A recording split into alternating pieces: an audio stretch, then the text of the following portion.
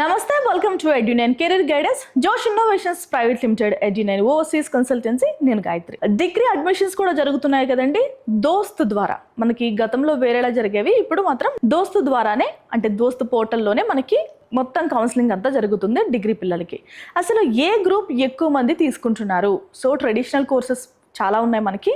ఏ course వైపు ఎక్కువ మంది పిల్లలు మొగ్గు చూపుతున్నారో తెలుసుకుందాం ఈ న్యూస్లో, ఓకేనా? అత్యధికం కామర్స్కే మొగ్గు. ఓకే, మూడో దశ దోస్తు సీట్ల కేటాయింపు. 93,516 మంది విద్యార్థులకు సీట్లు. కామర్స్ విద్యార్థులు అత్యధికంగా 37,000. 93,000లో మొత్తం 37,000 మంది మనకి కామర్స్ తీసుకున్నారంటండి. సో ఇన్డెప్త్గా మాట్లాడుకుందాం. దోస్త్ మూడో విడత డిగ్రీ సీట్లను కేటాయించారు. ఇందులో కామర్స్ కోర్సుకు అత్యధికంగా మొగ్గు చూపారు. ఈ వివరాలను ఉన్నత విద్యామండలి చైర్మన్ ప్రొఫెసర్ బాలకృష్ణారెడ్డి విడుదల చేశారు.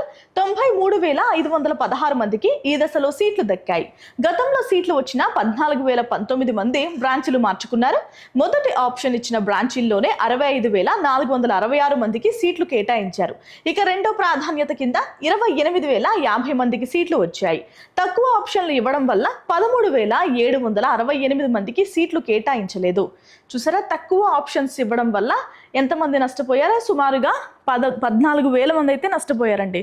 ఆప్షన్స్ ఎంత ఎక్కువ ఇచ్చుకుంటే అంత మంచిది. అంటే మీరు వెళ్ళని వాటికి ఇవ్వమని కాదు, చాలా ఆప్షన్స్ ఉంటాయి వెళ్ళేవి కూడా. సో అవన్నీ ఇచ్చుకుంటేనే మనకి ఎప్పుడైనా కూడా లాభం జరుగుతుంది. ఏ కౌన్సిలింగ్ అయినా కానీ, అది డిగ్రీ అయినా, ఇంజనీరింగ్ అయినా, మెడిసిన్ అయినా. ఎక్కువ మంది కామర్స్ కోర్సులకే వెబ్ ఆప్షన్లు ఇచ్చారు. 37,510 మంది ఈ కోర్సుల్లో సీట్లు పొందారు. ఫిజికల్ సైన్సెస్లో 21,942 మంది, లైఫ్ సైన్సెస్లో 16,751 మంది, ఇతర గ్రూపుల్లో 68 మంది సీట్లు పొందారు. ఈ నెల 26 నుంచి జూలై 2 వరకు సీట్లు పొందిన విద్యార్థులు కాలేజీల్లో సెల్ఫ్ రిపోర్టింగ్ చేయాలని మండలి సూచించింది. సో చాలా ఇంపార్టెంట్ అండి. ఒకసారి డేట్స్ మళ్ళీ చూడండి.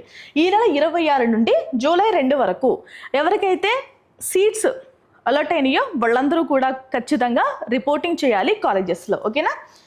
సెల్ఫ్ రిపోర్టింగ్ అనేది చేయాలి ఖచ్చితంగా. చూడండి, ఎందుకంటే సెల్ఫ్ రిపోర్టింగ్ చేయలేదనుకో మీకు సీట్ వచ్చినా వేస్ట్. ఇక్కడేమో 14,000 మంది నష్టపోయారు.